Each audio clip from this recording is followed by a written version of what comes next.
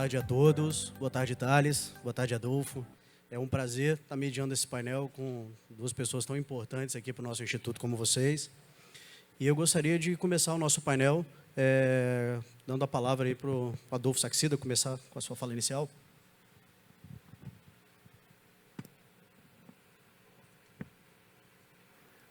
Obrigado, Felipe. Obrigado, Thales. Muito prazer. A gente se conheceu em São Paulo, acho que teve um evento lá. Obrigado por essa oportunidade. Quero agradecer o Instituto Líderes por essa oportunidade de estar aqui, trocar ideias com todos vocês. Ainda bem que eu estou falando antes do Thales, né? Porque o cara fala bem pra caramba, viu? Um monte de gente falando bem aí. Rapaz do céu, dá até vergonha. Enfim, eu preparei algo bem simples para nós, dividido em 3 partes.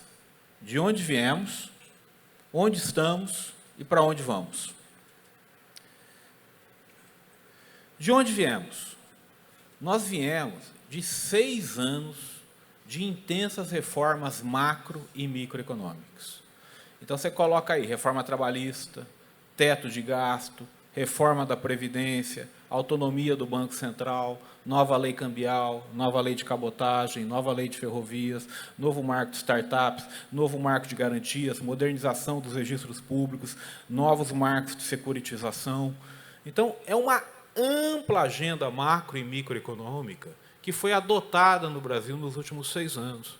É por isso que quem está tentando prever PIB está com tanta dificuldade no Brasil. Já notaram que eles preveem um número e aparece um número 3 vezes maior?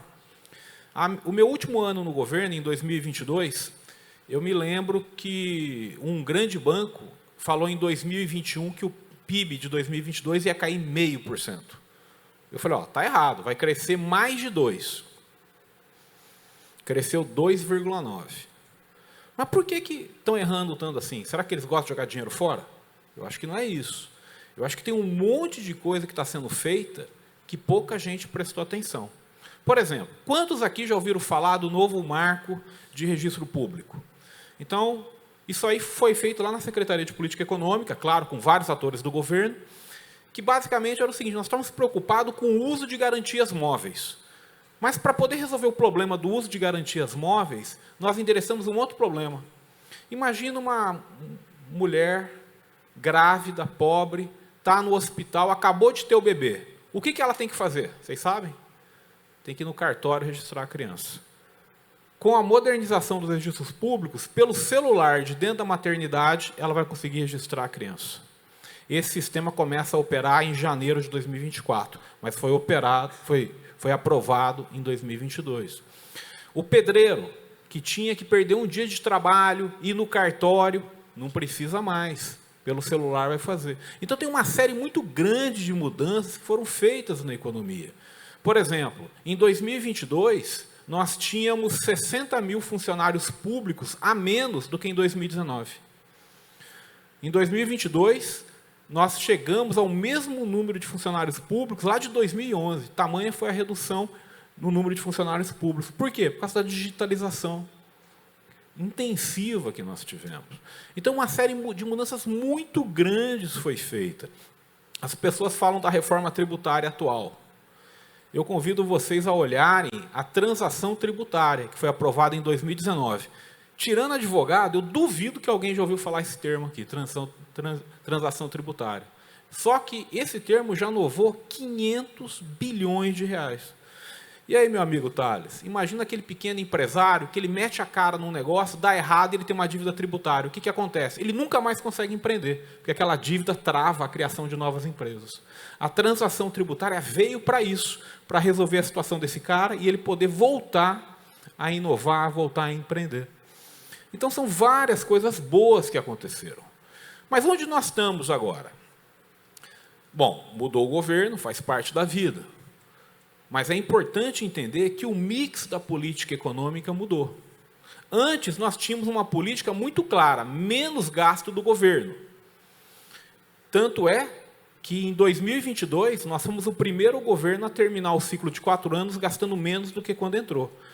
Quando nós entramos em 2019, o Brasil gastava 19,5% do PIB. Em 2022, 18,3%. A dívida pública, 76% em 2019, 72,9% em 2022. Então, nós reduzimos o tamanho do Estado. E, com isso, nós reduzimos tributos. Por exemplo, 13 tributos foram reduzidos de maneira permanente no Brasil. Por exemplo, vocês lembram que quando um funcionário era mandado embora, você tinha que pagar 10% do adicional do FGTS? Acabou, não existe mais. Fomos nós que acabamos com isso. DPVAT, acabamos. IOF câmbio, começou a redução. IPI, 30% de redução. Então, era um mix de menos gasto, menos tributo. Só que agora o mix é mais gasto. Nada contra, é uma outra filosofia de vida e nós temos que respeitar. Mas quem quer gastar mais, tem que arrecadar mais. É por isso que nós estamos vendo o aumento de alguns tributos. Antes, nós tínhamos o quê? Qual que era a grande função da SPE, da Secretaria de Política Econômica na minha época? Era melhorar os marcos legais. Porque melhorando os marcos legais, nós sabíamos que pessoas como vocês aqui iam empreender. E com vocês empreendendo, o investimento privado ia aumentar. E com o investimento privado aumentando, ia ter mais emprego, mais renda e mais produção no Brasil. Era essa a nossa ideia, era desburocratizar, era dar mais segurança jurídica para a propriedade privada, dar mais segurança jurídica para o teu investimento. Qual que é a filosofia hoje? A filosofia hoje é um pouquinho diferente. É o investimento público gerando investimento privado. Então, vocês podem notar que o governo atual ele tenta o quê? Já voltou o PAC. É uma escolha. Por quê? Porque ele acha que quando o governo gasta mais, principalmente em infraestrutura, isso vai aumentar o investimento privado. Então, essa é outra mudança de política econômica que nós estamos tendo. Outra mudança de política econômica. No nosso governo, nós desalavancamos bancos públicos. O que quer dizer isso? Pega o dinheiro do BNDES, recolhe e diminui o crédito público para dar espaço para o quê? Para o mercado de debêntures, para dar espaço para o mercado de capitais. Entre 2018 e 2022, o número de brasileiros investindo em bolsa aumentou em 6. E o número e o volume de renda variável transacionada em 7,5 vezes. Nós criamos 14 novos instrumentos de crédito no Brasil. Então, convido aqui quem é empreendedor, quem gosta de investir, olha o Fiagro, fomos nós que criamos. Olha a CPR Verde, fomos nós que criamos. Eu vim aqui só para fazer um desafio para o Thales. Está dando errado esse instrumento que eu criei, mas quem sabe não é você que vai colocar isso de pé. Não, é você, vai lá, está aqui, está cobrado aqui. Chama-se recebíveis de catadores. O que nós fizemos? Nós atribuímos o direito de propriedade à nota fiscal do catador. Então, aquele cara que cata o papelão e vai na cooperativa vender o papelão, ele vende o papelão e pega o dinheiro. O que nós fizemos? Não, ele está reciclando isso. Várias empresas brasileiras são obrigadas por lei a reciclar. Então, nós criamos uma lei que permite o quê? Que a empresa compre a nota fiscal da cooperativa. E isso conta como um crédito de reciclagem. De acordo com as nossas contas, isso reduz em 81% o custo de reciclagem e aumenta em R$ 200 por mês a renda média de catador brasileiro. Então, não tá dando, até agora não decolou esse mercado ainda, eu só vi uma empresa operando nisso, mas está aí. Então, era uma ideia nossa, era o quê? Era fortalecer o mercado de capitais e isso gerava investimento privado. A ideia atual é um pouco diferente. Fortalece banco público e o BNDES, os bancos públicos, financiam o investimento privado. Então, são algumas mudanças que nós estamos vendo. Para onde nós vamos, então? Eu acho que aqui é que eu quero gastar um tempo com vocês. Ao contrário de parte expressiva de meus amigos, eu acho que o Brasil vai crescer. Eu acho que está um momento bom para o Brasil. Então, em fevereiro desse ano, quando estava todo mundo dizendo que o PIB ia crescer 0,5% esse ano, eu escrevi um artigo no Poder 360, dizendo que, na minha opinião, o Brasil ia crescer acima de 2% esse ano. E eu estava certo. Por quê? Porque o momento está bom para o Brasil. Esses 6 anos de reformas que nós tivemos, melhorou e melhorou muito a alocação do capital, melhorou e melhorou muito a vida do empreendedor.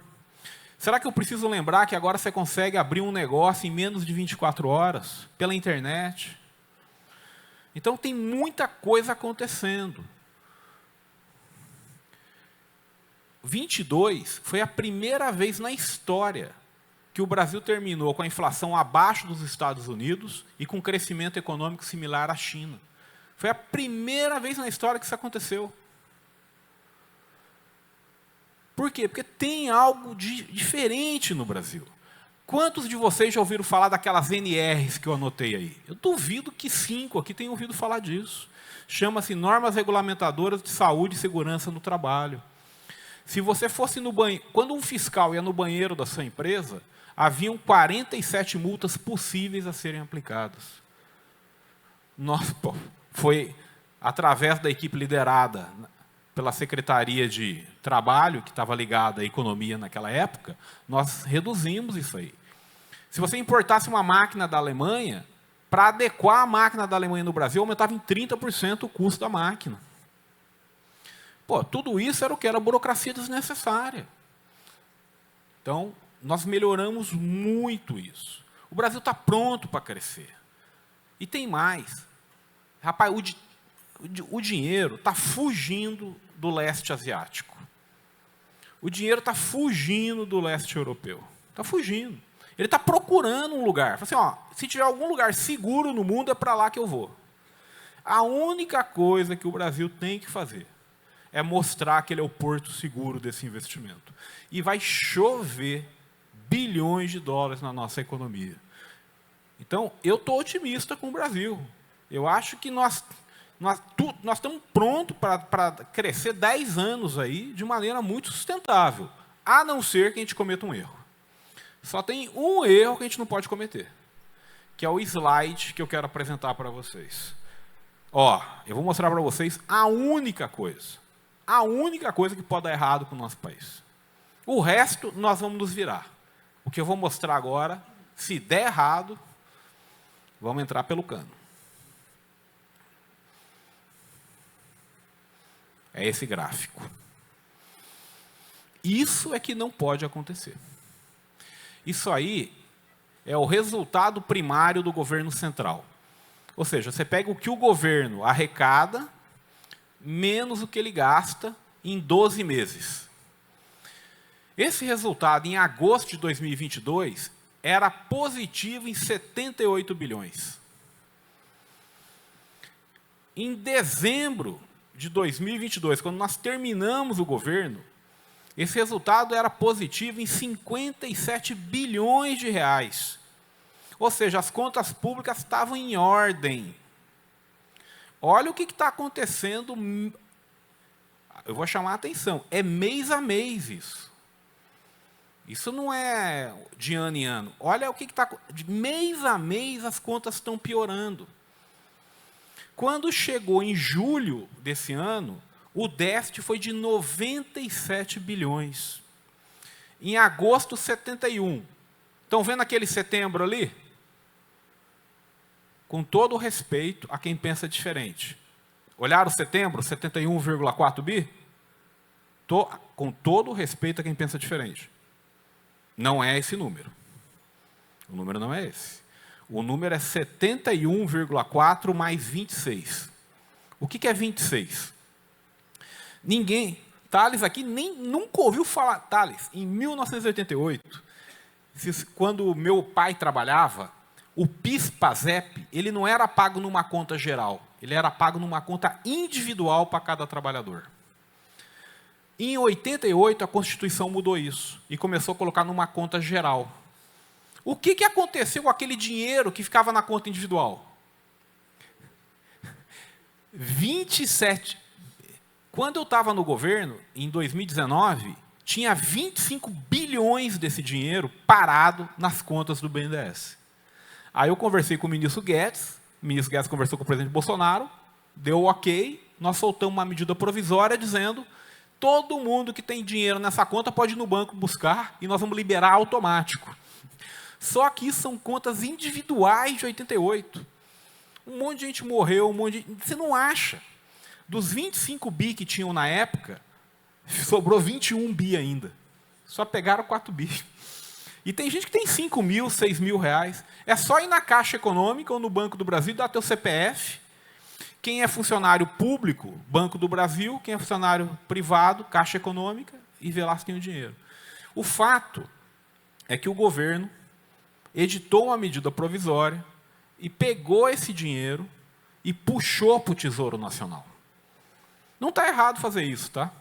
Até porque se a pessoa aparecer, você paga de novo. Só que isso não é primário.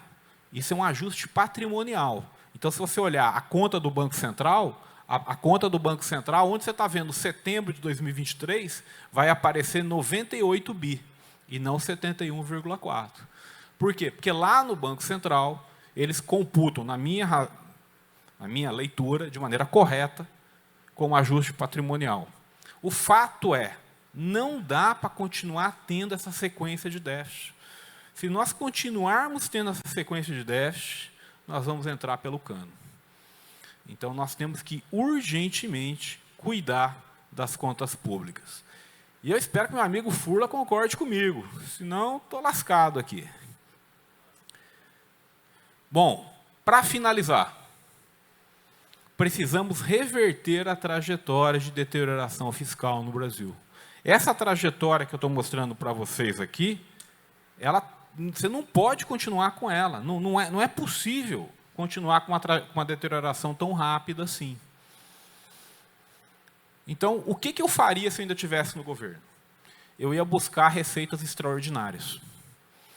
Mas não é receita extraordinária aumentando imposto.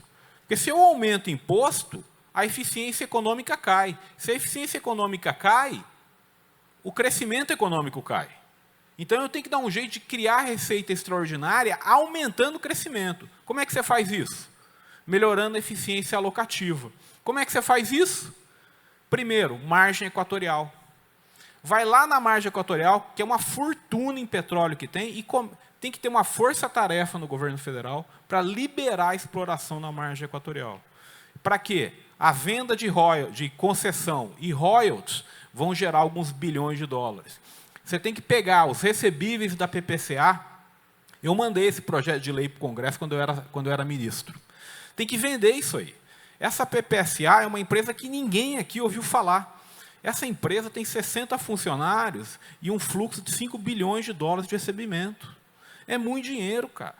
Você tem que vender isso enquanto não deu um desastre ainda.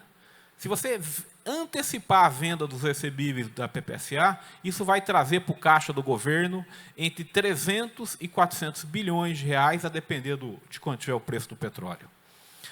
Então, é possível, via receitas extraordinárias, empurrarmos isso com a barriga. Temos que reduzir o gasto público. Como é que faz isso? Investir na digitalização. Temos que rever gasto tributário, mas, acima de tudo, não deixar a prorrogação desses gastos. E vamos lembrar, tem alguns riscos externos grandes. Guerras, o juro internacional está muito alto. Isso aí, meu amigo, está machucando muito mais do que nós estamos vendo. Já vai começar um problema sério na Europa, nos Estados Unidos. Pega uma empresa que se endividou há 3 anos atrás.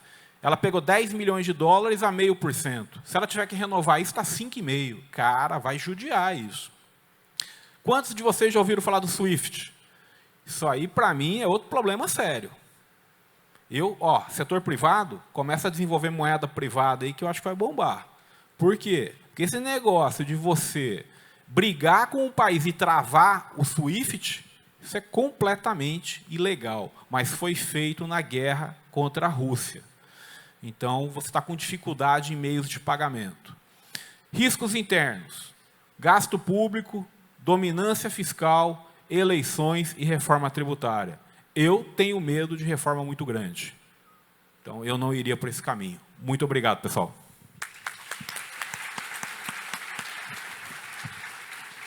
Thales, a palavra está contigo. Bom, eu não tenho PPT não, galera. Me pediram para falar aqui sobre construção de riqueza, e eu vi pensando aqui na conversa que eu estava tendo com o povo, né, sobre o que verdadeiramente constrói riqueza. Né? O que constrói riqueza, de fato, é geração de emprego, é geração de produtos e bens, é prestação de serviço. Né? E aí é legal quando a gente olha para esses dados, né, sobre o que verdadeiramente constrói riqueza, para a gente tentar entender o que é o Brasil, de fato. Né? Existem mais ou menos 22 milhões de CNPJs no Brasil. Tá? Desses 22 milhões, se vocês fossem chutar aqui, CNPJs que faturam acima de R$1 bilhão, quantos milhões de CNPJs faturam acima de R$1 bilhão no Brasil? Você acha que é 1 milhão, mais de 1 milhão ou menos de 1 milhão? Menos, né? Quantos vocês acham que é? Chuta um número aí. 10 mil. Quem mais? 100 mil. 20 mil. Sabe quantos milhões de CNPJs faturam aqui acima de 1 bilhão no Brasil? Nenhum. São 935 empresas.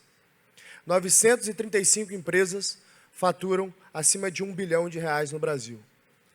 Você tem mais de 20 milhões de empresas faturando de 100 mil a 1,5 milhão. O que eu estou contando para vocês é, mais de 90% das empresas brasileiras faturam até 1,5 milhão. Bem-vindo, esse é o Brasil.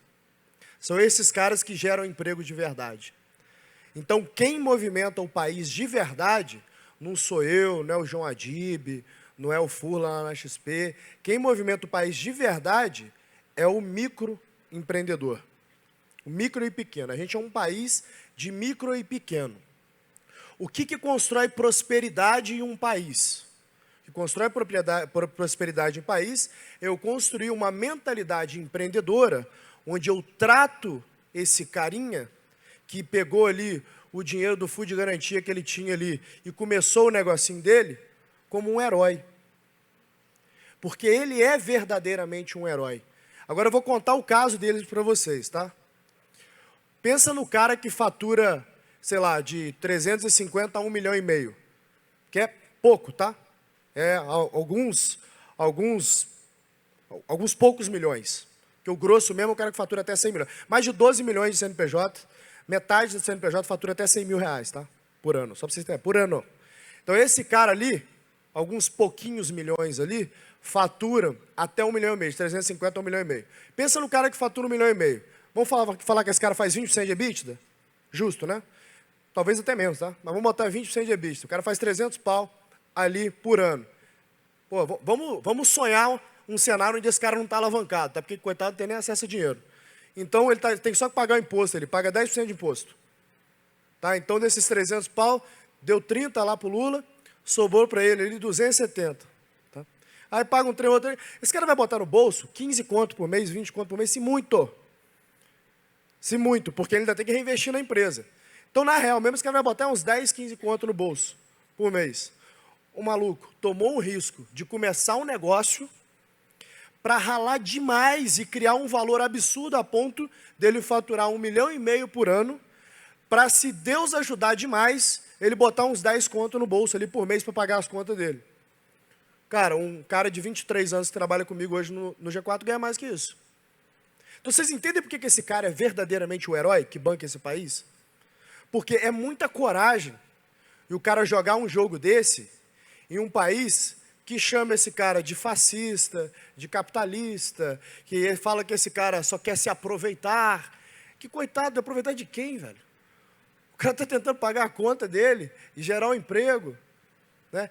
E o pior não é isso, não. O pior é que esse cara está jogando um jogo, ele está jogando basquete, e ele chega ali no garrafão para fazer a cesta, o pessoal, opa, parou, mão na bola é pênalti, o jogo agora é futebol. É isso que o STF acabou de fazer com o varejo. Ele acabou de fazer isso. Ele muda o entendimento fiscal e o cara tem que refazer o plano dele inteiro e, inclusive, descobre que agora ele tem uma dívida tributária de décadas para arrumar um jeito de pagar. Só está recorrendo, mas é isso aí. Esse é o Brasil. Então, a gente tem um Estado que ele é um genocida de prosperidade. A gente tem essa cultura de genocídio de prosperidade aqui no país. Porque tem um Estado que é contra o gerador de oportunidade, que é contra o produtor de riqueza. O que é uma burrice tremenda, né? Já que quem paga a conta desse Estado é quem verdadeiramente produz riqueza. Agora, toda vez que eu vou em eventos e que eu falo sobre isso, eu fico pensando, cara, eu estou vendendo para convertido, né? Porque não adianta, todo mundo aqui sabe disso. Agora, como que a gente consegue verdadeiramente fazer essa nossa mensagem chegar na ponta de quem decide, né? A gente tem um problema sistêmico, né? Que, bom, não sou eu que estou falando, né? Platão já tratava sobre o tema, o próprio Aristóteles já tratava sobre o tema, né? Quando eles falavam que, cara, não tem como um sistema democrático puro dar certo, e que a democracia precede a tirania. Toda democracia ela acaba descambando em tirania. Então, se eu dou um poder igual de escolha para essas pessoas, de modo que uma pessoa que não tem a menor condição de escolher, e não sabe o que está escolhendo, escolha, é óbvio que a escolha vai ser ruim. Imagina se na empresa de vocês, a gente falasse, vamos fazer o seguinte, vamos votar então tudo que a gente vai fazer aqui na empresa. Vamos botar sistema de trabalho aqui na empresa. Bom, estão meio que fazendo isso, né? Abrindo para discussão se as pessoas têm que trabalhar a semana toda mesmo. Já estão chegando no consenso agora que não, que tem que trabalhar 4 dias. Isso é só o começo, tá?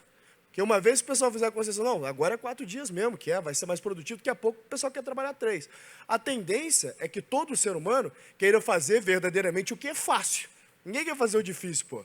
Eu quero tomar o Ozempic e emagrecer, eu não quero treinar e fechar a boca. Pô, eu quero tomar o Ozempic. A gente é assim, pô. Eu sou assim, vocês são assim. A gente tem a tendência de buscar o caminho fácil.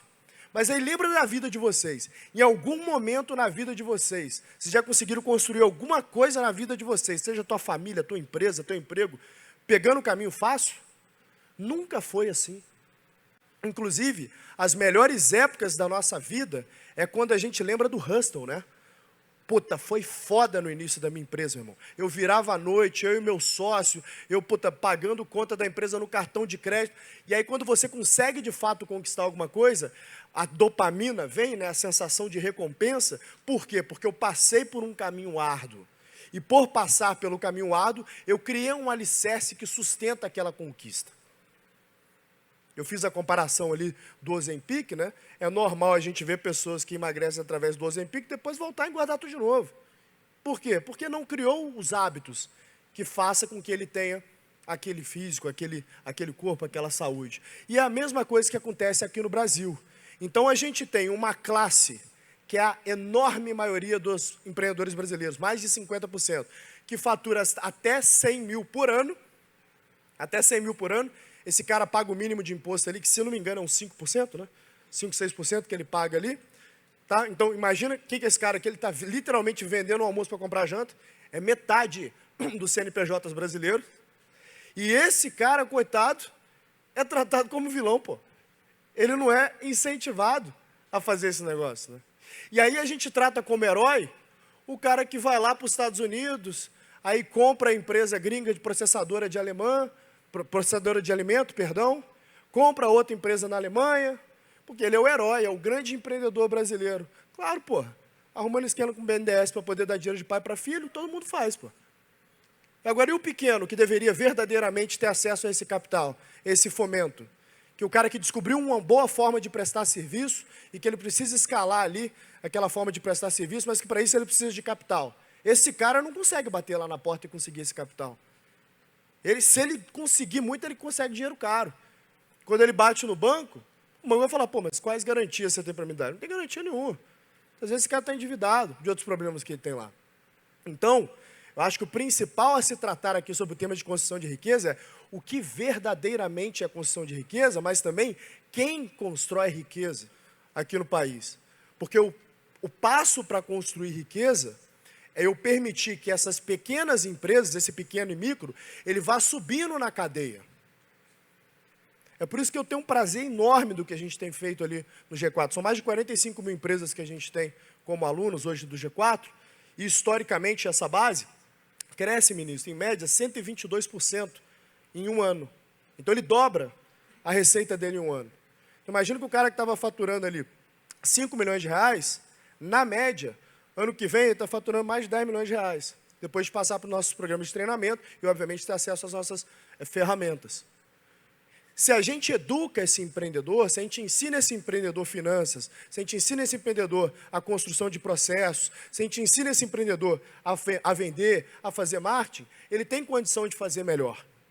Então, eu digo que o principal problema do Brasil, quando o tema é a construção de riqueza, não é a alta carga tributária, não é você ter um problema de corrupção endêmica, isso não é o maior problema do Brasil. Eu diria que eu topo tudo isso, eu assino embaixo se eu tiver que assinar. O que eu não topo é mudança de regra no meio do jogo. Isso aí destrói qualquer empresa, qualquer planejamento. Porque eu construí meu BP.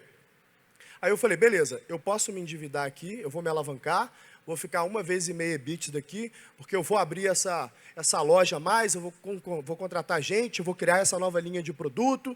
Aí daqui a pouco o pessoal muda o entendimento tributário do meu setor, ministro. Aí acabou com o meu plano inteiro, eu tenho que refazer as contas. Aí minha margem de contribuição que eu tinha previsto para eu ter aquela sobra de capital ali para poder pagar a minha alavancagem deixa de fazer sentido, eu tenho que fechar a loja, eu não tenho receita suficiente, eu não consigo pagar minhas dívidas, eu tampouco consigo gerar a receita que eu precisava gerar, porque receita é uma função de investimento. Acabou. Eu destruo a empresa. A empresa grande, ela dá um jeito, que ela tem ativo para se alavancar. E o pequeno? O pequeno não tem nada não, é ele e Deus.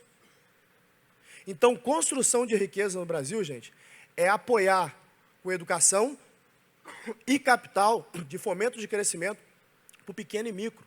São esses caras que vão mudar o Brasil. E aí, eu estou até falando contra mim, né, contra a minha empresa. Não são empresas como a minha, que necessariamente precisa de tanto apoio financeiro. A gente já consegue se virar. Quem precisa mesmo é o pequeno e o micro. É esses caras que tem que ter programa para eles. Programa de orientação para ele saber o que fazer com o capital. Programa de fomento para que ele possa fazer investimento e crescer. Mas, principalmente, uma mudança cultural, de modo que a gente reconheça a importância dessas pessoas na economia brasileira. Que ninguém reconhece. A gente tem a mania de reconhecer os atores errados. Os atores que foram no Ozempic para poder emagrecer. Não quem estava ali todo dia, 5 horas da manhã, treinando, fechando a boca, verdadeiramente fazendo o que tem que ser feito. Então, nós, como sociedade, temos que colocar a mão na consciência e nos culpar por isso. Parar de idolatrar pessoas que não merecem flores. E verdadeiramente reconhecer aquelas pessoas que estão, de fato, trabalhando contra tudo e contra todos e fazendo alguma coisa que verdadeiramente traz valor para esse país. E todos nós aqui, enquanto consumidores, enquanto pagadores de impostos, temos que cobrar do nosso deputado, cobrar do nosso senador, que só esses caras que em tese mesmo não têm a caneta, que a gente sabe que regime de superpresidencialismo, esses caras não mudam nada, que muda Congresso e Senado. Bom, agora tem uma outra figura que não deveria estar legislando, mas está também.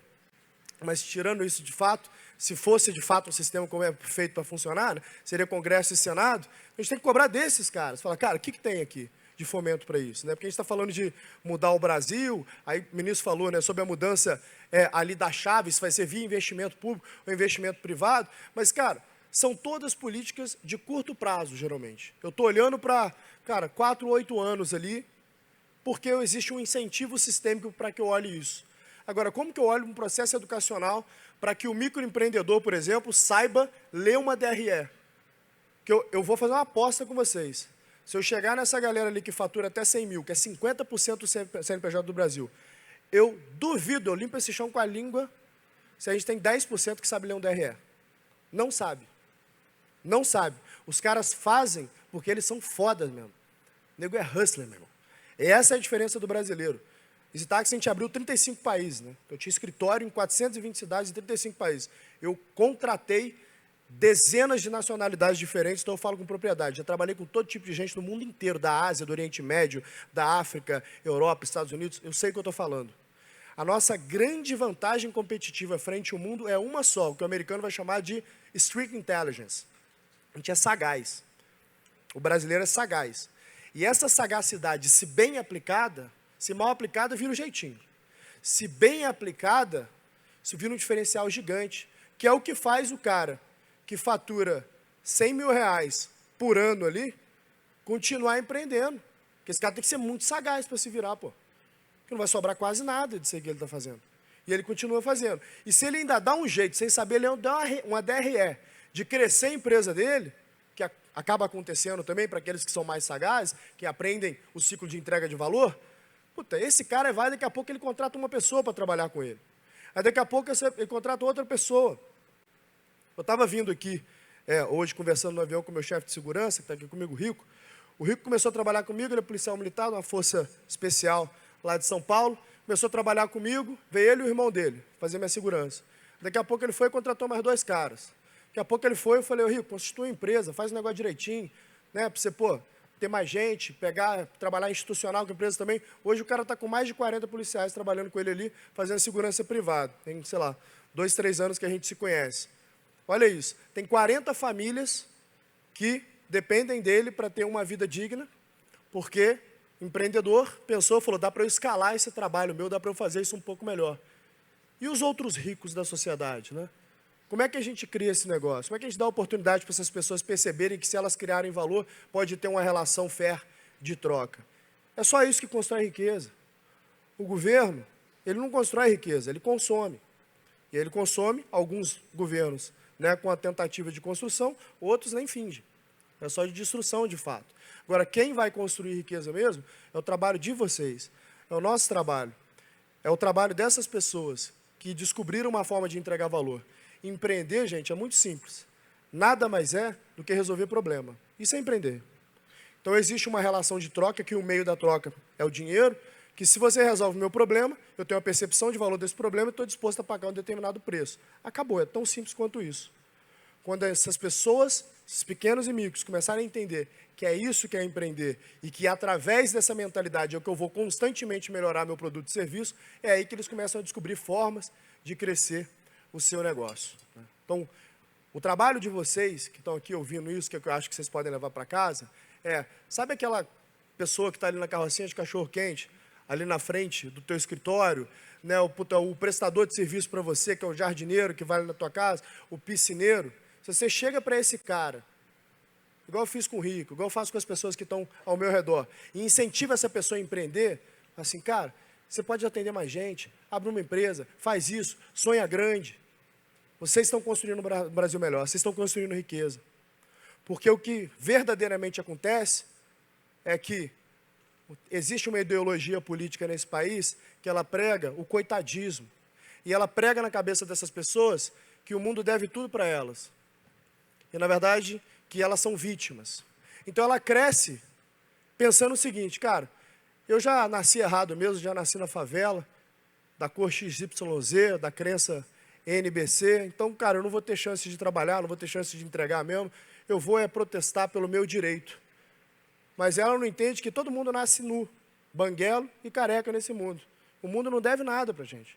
É a gente que constrói. Estava falando com o Léo, que veio comigo aqui, eu falei, cara, olha que curioso, né? Em 2010, eu morava na favela do Santa Amaro, no Catete. Eu era favelado, literalmente. Um ano depois, em 2011, eu criei a Easy Táxi, né? Que mudou a minha vida. E por que eu consegui criar a Easy Táxi? Porque eu nunca achei que ninguém me deve nada. Eu cresci na minha cabeça de que se eu quero alguma coisa, eu tenho que construir a minha sorte, eu tenho que pavimentar o meu caminho para poder construir alguma coisa. Porque eu nunca caí nessa ideologia, eu nunca caí nessa narrativa de que o mundo me deve alguma coisa. Então, parte do nosso trabalho também, ao invés da gente simplesmente se fechar para quem vem com esse discursinho barato, não, entra no debate, mostra para essas pessoas, fala assim, olha, deixa eu te falar uma parada, se você verdadeiramente quiser conquistar isso, a pergunta que eu te faço é, o que você está fazendo de diferente na tua vida esse ano, do que você fez no ano passado, para que a tua vida melhore? Porque se você esperar do mundo, aí, meu amigo, você não vai conseguir nada. Quem constrói a tua sorte é você. Muito obrigado, viu, gente?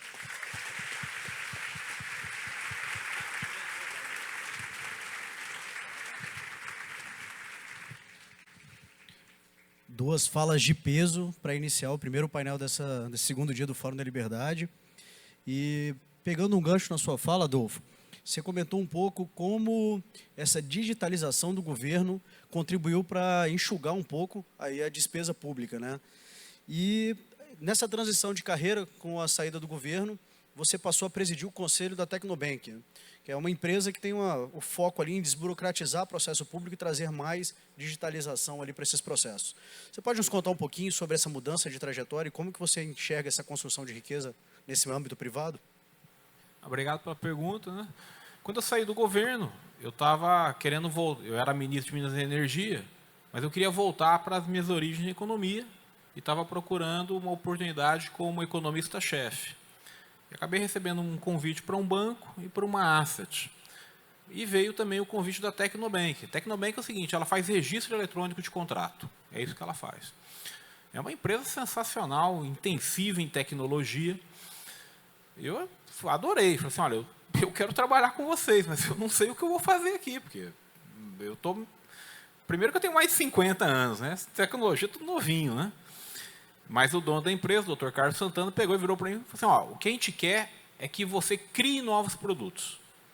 Então, pega a nossa tecnologia e faz o que você estava fazendo no governo. Cria novos produtos. E é isso que nós estamos fazendo. Então, aqui eu faço um convite a vocês. Nós aprovamos um monte de novas legislações nos últimos 6 anos. Por exemplo, o novo marco de garantias. Isso aí, cara, é o orgulho que eu tenho. Isso vai dobrar o mercado de crédito e capital no Brasil. Vai dobrar. Pode anotar o que eu estou falando. Nos próximos 10 anos, o mercado de crédito e capital no Brasil vai aumentar 100 bilhões de reais ao ano só por causa do novo marco de garantias. Então, passa um pente fino lá no novo marco de garantias e vê o que é que eu posso fazer com esse novo arcabouço legal usando tecnologia. Porque é isso que vai levar crédito barato para o pipoqueiro. E aqui eu concordo contigo, Thales. Se alguém acha que o governo vai dar crédito barato para o pipoqueiro, rapaz, demanda um alto grau de fé para isso ser verdade. Pode até acontecer, mas eu não aposto. Quem leva dinheiro barato para gente pobre é o mercado. Então, o que nós temos que fazer? Tem aí a CPR Verde, foi um instrumento financeiro que nós criamos para mercado voluntário de crédito de carbono. Tem o recebível de catador, tem o recebível de caminhoneiro, tem o novo marco de garantias. Então, o que nós estamos fazendo lá na Tecnobank? Nós estamos desenvolvendo novos produtos para tornar o ciclo de crédito cada vez mais barato, para você conseguir ter acesso ao crédito a uma taxa de juros mais barata. E eu, nessa ideia de gerar valor aqui, eu faço esse convite. Olha, tem algumas ideias pedindo, pelo amor de Deus, para alguém fazer. Uma delas chama-se recebíveis de caminhoneiro. Está super fácil fazer isso. Se eu tivesse num banco, eu estaria fazendo. Meu pai era caminhoneiro. O caminhoneiro recebe uma carta frete. Isso aí é ilegal, esse documento. O caminhoneiro, ele desconta algo como 20%. Isso quer dizer o seguinte, o frete é 1.000, ele recebe 800 para poder começar a viagem. Se você transforma os recebíveis no instrumento financeiro, isso cai para 2%. Ou seja, em vez do caminhoneiro ficar com 800, vai ficar com 980. É isso que muda a vida de uma pessoa. Então, eu confio muito no mercado de capital, no mercado de crédito e na livre iniciativa associada à tecnologia. Eu não tive tempo para falar do SWIFT, mas o SWIFT, que é essa mudança no sistema de pagamento internacional, está acontecendo um movimento que pouca gente está notando. Os chineses estão retirando bilhões de dólares dos Estados Unidos. Pode pegar os gráficos. É por isso que a curva de juros lá está dando umas aberturas, está abrindo. O que está acontecendo? A Rússia invadiu a Alemanha e os Estados Unidos e os países europeus bloquearam algumas empresas russas do SWIFT. Quer dizer o seguinte, elas não conseguem fazer troca. Ela não consegue receber. Então, hoje, tem um grande movimento no mundo para criar sistemas de pagamento alternativos. O que, no fundo, é isso? É tokenizar ativos, é digitalizar, é usar o mercado de capitais para resolver problemas. Eu vi algumas empresas fazendo token em dólar. Eu já falei com meus amigos da XP, quem sabe não é o Furla que dessa vez vai ouvir. Rapaz, lança uma moeda digital lastreada em ouro. Para que está lastreando em dólar? Lastreia em ouro. E aí, com a capilaridade da XP, aceita os pagamentos nisso também. Rapaz, com a quantidade de gente que está com medo hoje, ter um ativo lastreado em ouro vai fazer a diferença. Então, acho que tem uma revolução. Fechou. O bom da XP é isso, o pessoal é dinâmico. Então, gente, tem uma revolução vindo aí. Eu dei uma olhada no Drex, que é o novo sistema de pagamento lá que o Banco Central está montando. O Pix teve tanto sucesso que as pessoas acham que fala Drex, ouve Pix. A pessoa fala Drex, você ouve Pix. Cara, a hora que alguém enfiar um contrato inteligente no Drex, vou fazer uma previsão para vocês aqui. O Drex entrou em funcionamento hoje. Em 10 anos, o sistema bancário brasileiro Eu tenho dúvidas do que vai ser. Porque vai facilitar horrores contratos inteligentes. O que isso quer dizer? Quer dizer que você pode emprestar dinheiro para você sem passar pelo sistema financeiro. As pessoas podem jurar de pé junto que não vai acontecer. Mas, meu amigo, a tecnologia é porreta. Obrigado. Excelente.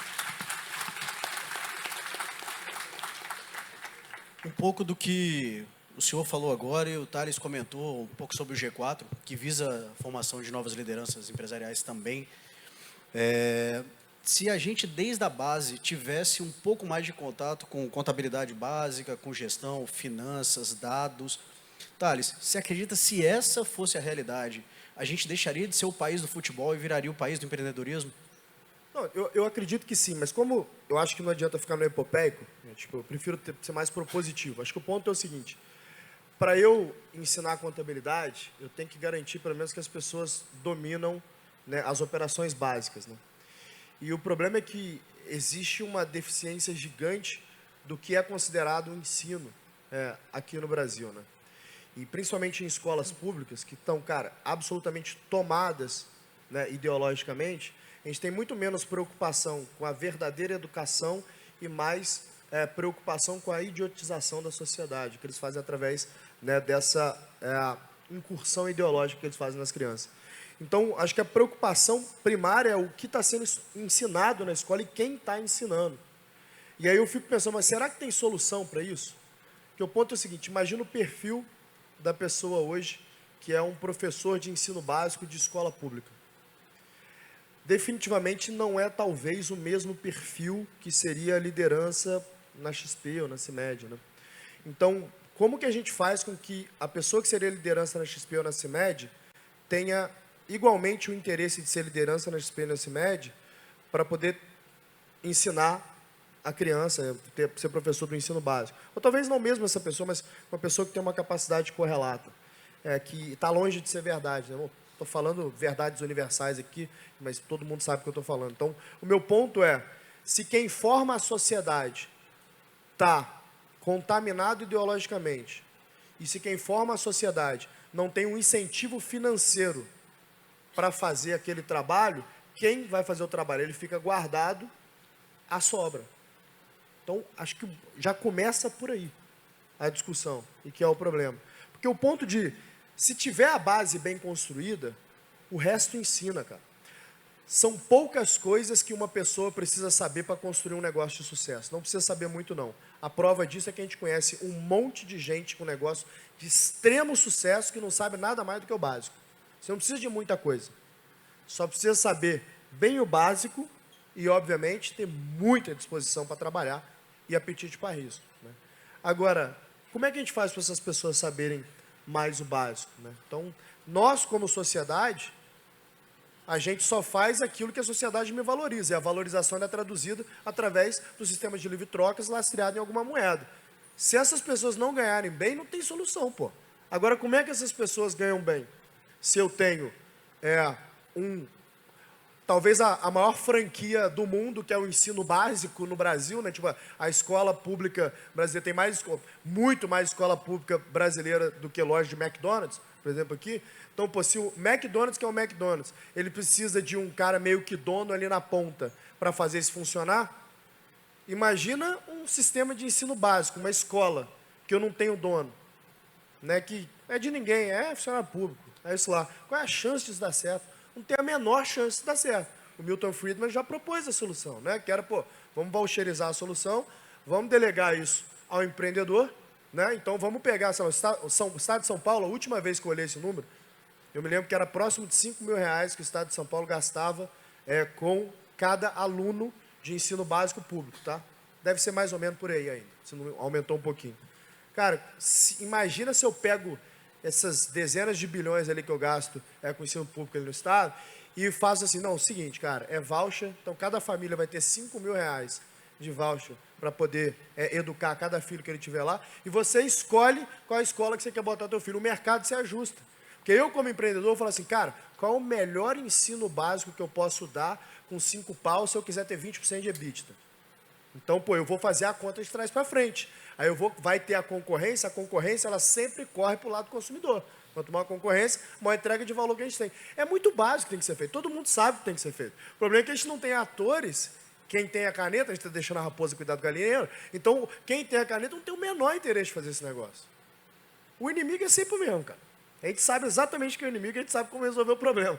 Agora, o problema é que a gente sempre fica nesses fóruns de iluminados que a gente está aqui, discutindo as boas ideias que a gente sabe, vendendo para convertido, e quem verdadeiramente pode mudar a caneta tá simplesmente falando com pessoas que não fazem a menor ideia do que a gente está falando. Inclusive, se a gente falar um negócio desse para eles, vão chamar a gente de fascista. Aí fudeu, galera. Não é verdade?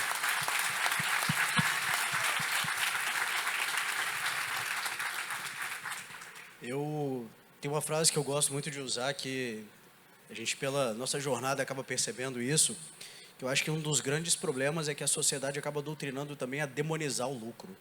E qual a sua opinião sobre isso, Adolfo? Não, uma vez falaram isso para mim, eu acho que, não sei, eu acho que o brasileiro é empreendedor, adora o lucro. Acho que quem não gosta de lucro é intelectual, cara. Assim, acho que, sabe, quando as boas ideias, elas chegam muito rápido no povo. Por exemplo, no meio da pandemia, nós criamos uma coisa chamada Conta Poupança Social Digital. O que era isso? É o seguinte, bicho, não tinha como o cara ir no banco abrir conta. Então, nós facilitamos a abertura de conta para conseguir fazer por telefone. Por celular, você já cadastrava, abria. O Pix vem em seguida. Rapaz, 60 milhões de brasileiros entraram no sistema financeiro. Ninguém precisou ensinar eles a isso. Basta você dar uma chance para o brasileiro, ele faz. Eu me lembro, quando eu já era ministro, eu falei, vamos abrir o mercado de energia. Não, isso é perigoso. É perigoso para quem? Certamente não é para quem é obrigado a comprar sempre do mesmo fornecedor. Vamos dar uma chance do brasileiro comprar de quem vende melhor. Então, eu sou esperançoso com o Brasil, sabe? Eu acho assim, de novo, se nós não fizermos nada hoje, nada, parar, o país vai crescer pra caramba. O problema é que nós estamos gastando demais. Se nós parássemos de gastar, nós vamos crescer muito. Eu acho que o Brasil está pronto para um grande salto. Vamos ver, tomara. Excelente. Estamos chegando aí nos nossos 4 últimos minutos do nosso painel, infelizmente. Acho que a gente teria bastante tempo aí para falar mais sobre uma série de assuntos. Thales, dá uma contribuição final para a gente, indicando para os presentes aqui no 11º Fórum, qual que você considera que foi uma lição e uma obra que mudou consideravelmente a sua vida? Cara, definitivamente eu devo tudo a minha vida ao que eu chamo de meu avô, mas ele é meu padrinho de batismo. Ele era o patrão da minha avó, né? Meus pais se separaram, eu tinha 5 anos, minha avó era empregada doméstica na casa desse homem, Jorge Rocha.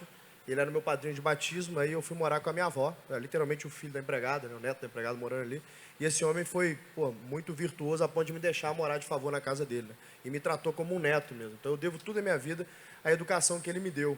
E por que eu devo isso à minha vida? Porque eu me lembro direitinho, eu reclamando com ele, eu era um pré-adolescente, eu reclamava, avô, você lembra do Nike Shox?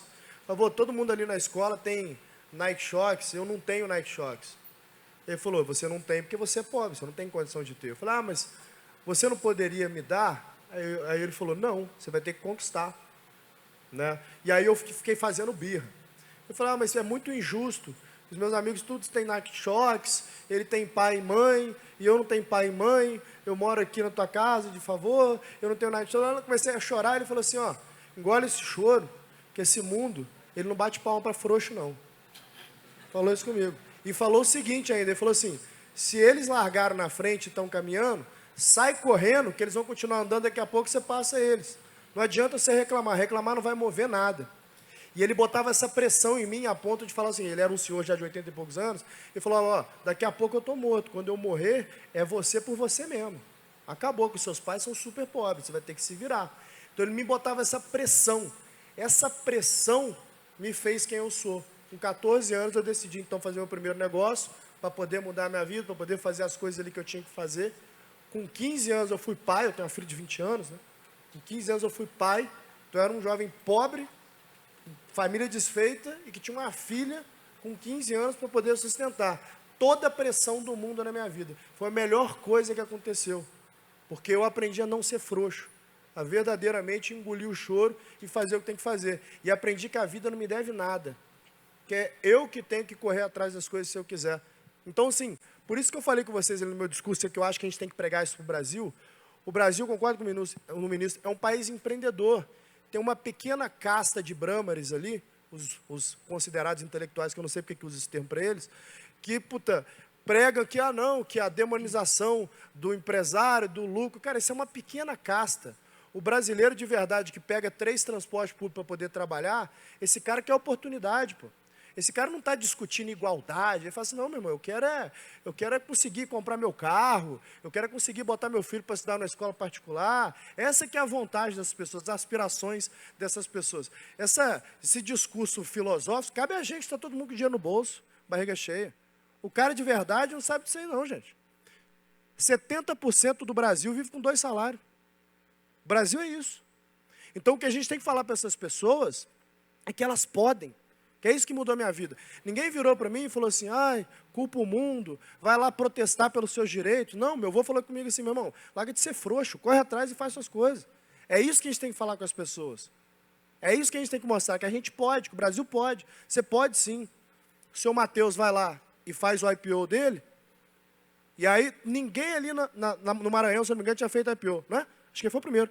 Primeiro IPO do Maranhão. O seu Matheus faz IPO, a galera que viu o seu Matheus a vida inteira, um homem trabalhador pra caramba, a galera que viu o cara construindo ali, fala assim, cara, eu vi o seu Matheus começar com fusquinha velho, construir aquilo ali, Salim matar a mesma coisa. Quem viu o Salim começar ali, no interior de Minas Gerais, com fusquinha, fazer o trem acontecer.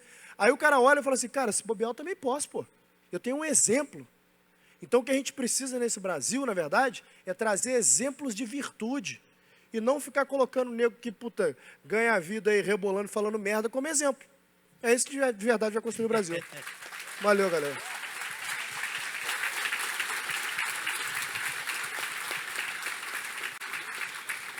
Adolfo, nosso tempo acabou, mas deixa pra gente uma indicação de uma obra que você considera fundamental para nosso público dar uma lida aí nos próximos anos. De economia, o livro de cabeceira meu é, sem sombra de dúvida, O Caminho da Servidão, do Hayek. Mas há algum tempo já que eu acho que economia ficou um pouco longe para mim. Se eu puder dar uma indicação para vocês, eu sou fã de carteirinha do C. Lewis. Então, deixo aqui a obra Cristianismo Puro e Simples, ou Cartas de um Advogado a Seu Jovem Aprendiz, que são os livros que me marcaram. Estava conversando mais cedo com a minha esposa hoje, e deixo aqui O Grande Divórcio. Para mim, é a grande obra do C. Lewis. E no final do dia, gente, vamos aplaudir. O cara é craque aqui, hein? Uma salva de palmas pro cara aqui. Vamos. Muito obrigado a todos, Thales, Adolfo. Boa tarde, obrigado.